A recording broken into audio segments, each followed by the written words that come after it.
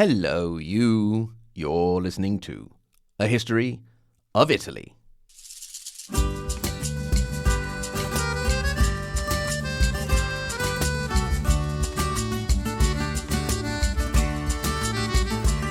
Episode 204, The Rustic War in Trentino. E non posso più accucciarmi e così ritorno su. Lascio i colli nelle valli tra due salici piangenti. Io ritrovo la speranza di un amore che ormai fu. Before we start, allow me a little bit of housekeeping. First of all, today we're going to be talking about the Trentino area, and if you are lucky enough to visit this lovely mountainous area, you will find a voice map tour by yours truly, Mike Corradi of the city of Trento. So go and check it out, even if you want to do so only virtually from the comfort of your own home. Then I have a big apology to make to Howard, who has been a faithful Patreon supporter for a while now, but has never got a mention. And this is particularly bad on my part, because I had the great pleasure of meeting Howard and his lovely wife when they came to see us here in Emilia last summer. So big apologies, and I have now corrected that terrible wrong. Howard, apologies, and I hope to see you back again soon. I'd also like to take the opportunity, since we're at it, to thank our first Tippy supporter on the Tippy platform, and that is Stephen, who came to us with a very, very generous donation. Thank you very much for that, Stephen. And if anyone else would like to support the show on Tippy or on Patreon or on PayPal, you are most welcome to do so. I hope that 2026 is going to be a big year to relaunch the podcast and possibly quit my day job and just dedicate all of my time to you, my dear, dear listener.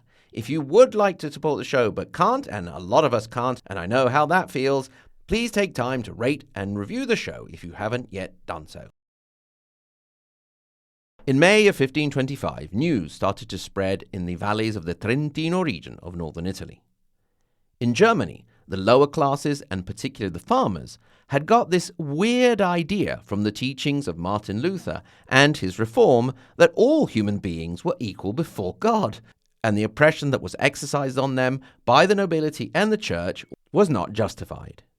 They had had enough, and Germany exploded with rebellion under the influence of the so-called revolutionary pastor Thomas Müntzer.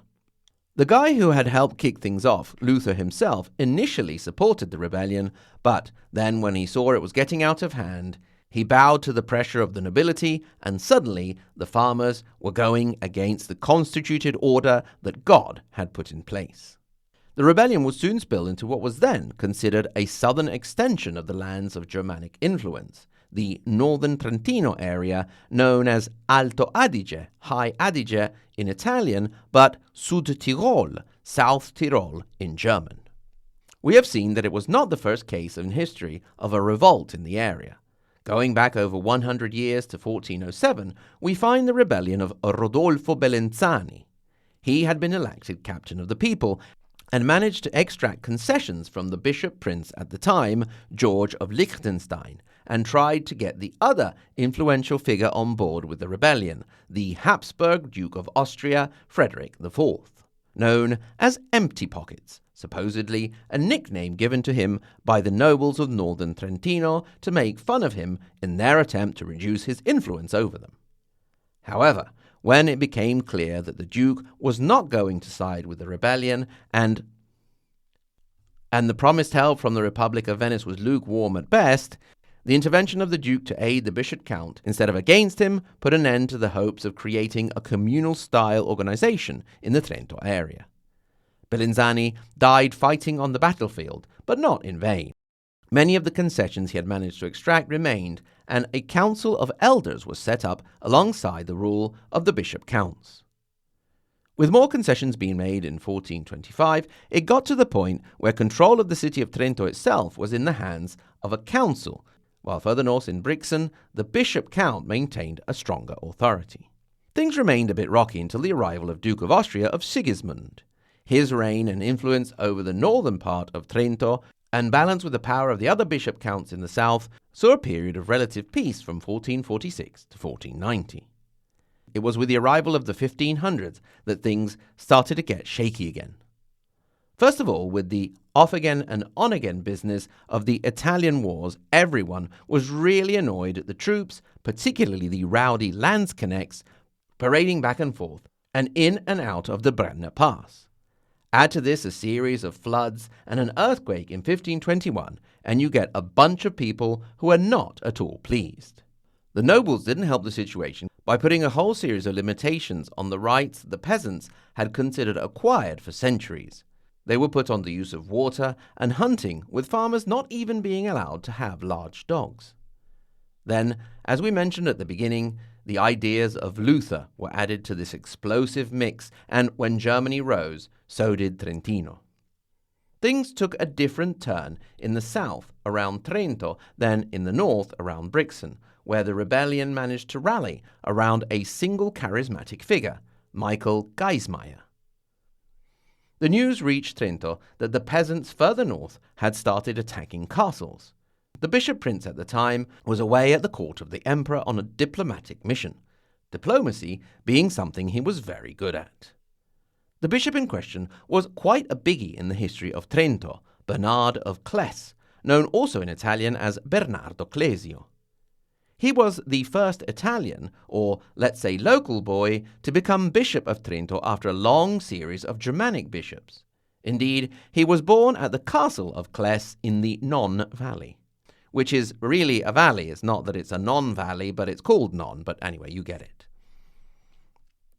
He was a staunch Catholic and hated everything of the Protestant Reform, which kept him close to the Pope at the time, also remaining a strong supporter of the Emperor, a position which would almost make him Pope in 1534 after being made Cardinal in 1530, on the occasion of the coronation of Charles V as Holy Roman Emperor. Now, back in 1525, he turned back to Trento to gauge the situation himself. He soon found that it was a little too risky for his liking, considering that the clergy had been oppressing the peasants just as much as the nobles. So he thought it wise to seek the more fortified fortress of Rocca di Riva at the tippy-top of Lake Garda. He left 2 lieutenants in charge, Count Francesco Castellalto, which shouldn't really ring a bell, and Georg of Frundsberg, which should. He was the one who, 2 years later from the period we're talking about, would lead a mutinous army of Landsknechts all the way down to the gates of Rome, whether he wanted to or not, and there died before the army brutally sacked the city. Many other nobles and clergymen fled with the bishop and left on the 15th of May, 1525. On the 16th, the news spread and the populace started to attack the houses of clergymen. At this point, one of the lieutenants left in charge, Francesco Castellalto, addressed the mob and managed to calm them down, proving that Clesio had made a good job leaving him in charge. A temporary agreement was reached in which a sort of communal structure was set up, with 16 representatives of the people, selected to work alongside 2 consuls, which were more an expression of the authority of the bishop and suspected of being his spies. The representative of the people would eventually start to divide, with a part leaning toward the consuls, thus reducing the overall effectiveness of the governing body. At this point, the authorities, including the bishop and the Archduke of Austria, Ferdinand, called Gaismair and other representatives to a diet in Innsbruck. Here the rebels made some crazy requests in 17 articles. I mean, get this. They wanted lower rents and more frequent markets, social equality, and assistance for the weaker members of society, such as abandoned children.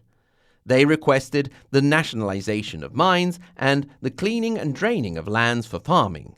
Trade was supposed to be regulated by an official. On a political level, Gaismair and the others had in mind a democratic republic with the election of local officials and a general central government. Ridiculous.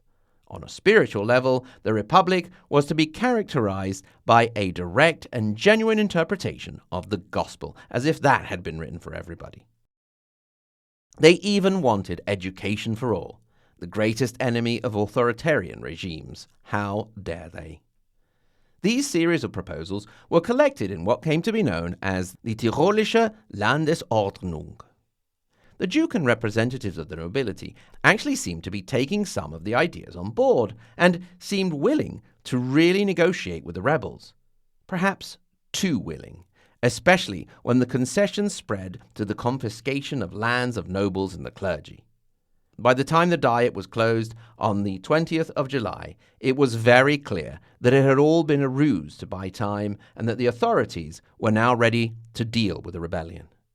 Meanwhile, news arrived that the rebellion in Germany had been crushed, dealing a further blow to the spirits of the rebels. At this point, the Duke and Bishop Count dabbled in a little bit of treachery. First, the Duke invited Michael Gaismair to further talks and promptly had him arrested. Gaismair would eventually get free and continue his activity until his assassination in Padua in 1532 at the hands of two bounty hunters looking to collect the reward offered by Archduke Ferdinand. Bishop Bernard of Cles, on his part, organized a little thing that came to be known as the Sorpresa di San Lorenzo, the surprise of St. Lawrence. San Lorenzo is the date whose feast day is on the 10th of August. In that period, a meteor shower called the Perseids comes close to the Earth, causing frequent phenomena of shooting stars, so it is traditional in Italy to spend the evening stargazing. Back in 1525, Bernardo Clesio invited some of the leaders of the rebellion to Trento for talks and then had them arrested and executed. This was one of the last episodes of the rebellion, but not the very last. The peasants of the southern Trentino area were not going to give up without one last attempt. This would lead to the only really significant military action in the rebellion, the siege of Trento.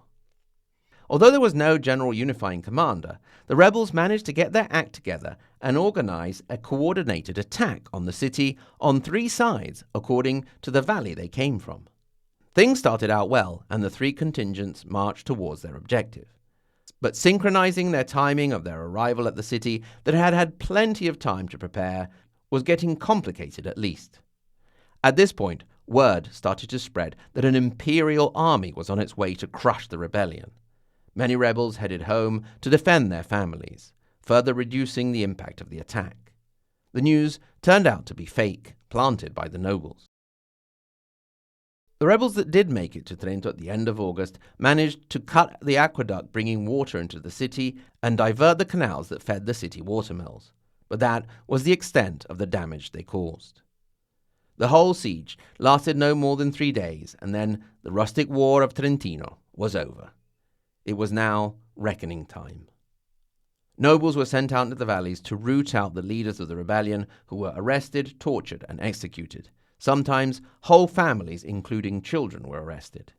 If the proof against someone was not overwhelming, they could get off by paying a sort of bail. The farmers in general were asked to swear an oath of loyalty. After all, the nobles couldn't exactly empty out the valleys and have no one left to oppress. The few nobles who had sided with the rebellion had their heads chopped off, while those who had been damaged by it received compensation, the poor dears. Towns who had supported the rebels were fined, while those that had remained loyal received concessions. Those among the middle classes who had remained loyal to the authorities even got noble titles. The repression had the side effect of increasing crime and banditism in the area, with many ex-rebels escaping consequences and going into hiding. We know very well that real history is not made up of Disney goodies and villains, at least not most of the time. So it was thanks to the influence of Bishop Bernardo Clesio that the repression wasn't quite as bad in the southern part of Trentino as it was in the north. There were some very slight improvements in the situation of the peasants, although you could not really say that they went any real distance to having a life that went much beyond mere survival. Bernardo Clesio was a highly cultured man of law, and in 1528 he promulgated a code of law.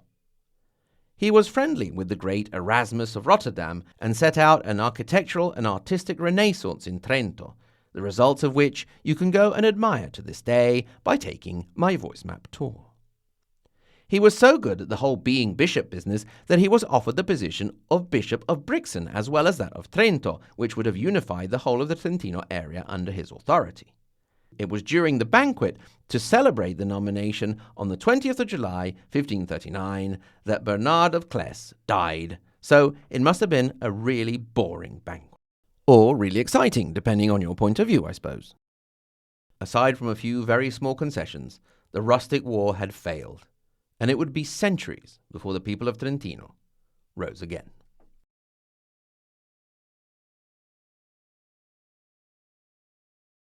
Thank you very much for listening. A History of Italy is a Sentire Media podcast, hosted and created by me, Mike Corradi, and brought to you by my wonderful Patreon, PayPal, and Tipeee supporters.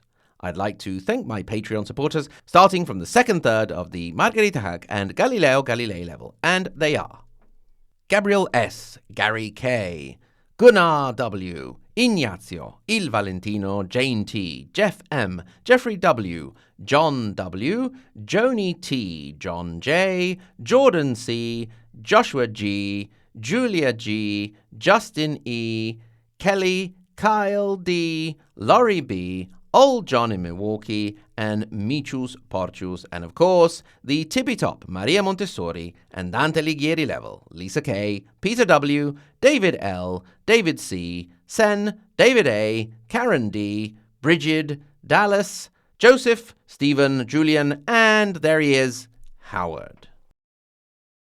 Remember, if you are also so inclined, you can get in touch. hello@ahistoryofitaly.com or on Facebook, Instagram, or on Twitter. Thanks again very much for listening, and until next time, arrivederci.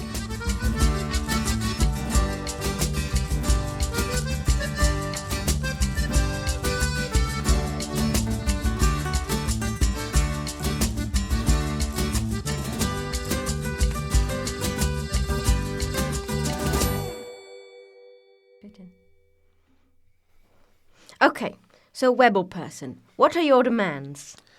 Yes, well, we want to have a more equal society. Okay, more equal society noted.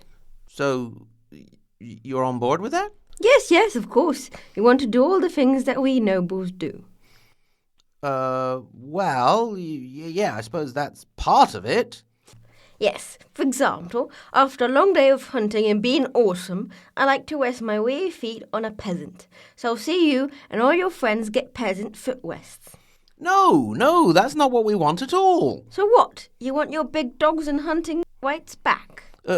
Yes, that's, yeah, we do. But going back to the equality business... What about ponies? What? Ponies. Do you want ponies? Well, if you have some extra, I suppose... Ooh, what about unicorns? Want some of them? You have unicorns? Of course. You want normal or flying ones? Flying ones? Yes. They fly up high in the sky, and when it's raining, they fart rainbows. Are you feeling okay? Oh, yes. I like the diet negotiation business. What about castles? What about them? Well, your lot are attacking lots of castles. Do you want some? Why don't you live in castles, by the way? We can't afford them. Why don't you just tax your farmers or go looting or something? We don't have peasants and we don't go looting. Oh, how boring and pathetic. But, well, that's... Oh, well, thank you very much. You're welcome. I was being sarcastic. What's that? Some sort of peasant disease? No, never mind. So, are we done here? Done? We haven't decided anything. Nothing. Oh, by Jove! What now? What about taxes? What about them? I love them, except the ones I have to pay to the bishop. They're too high, and the peasants can barely survive. Too high? But I need them to keep all my dogs and my lovely horses and houses and castles and stuff. People are starving. Okay, let's do this. We'll keep the taxes, and we can open up the discussion on the unicorns. And we can throw in a turnip for every family. What possible help could a measly turnip be? They're very big turnips. There's something very special about them, almost mystical. You're not taking this seriously at all, are you? No, I'm not.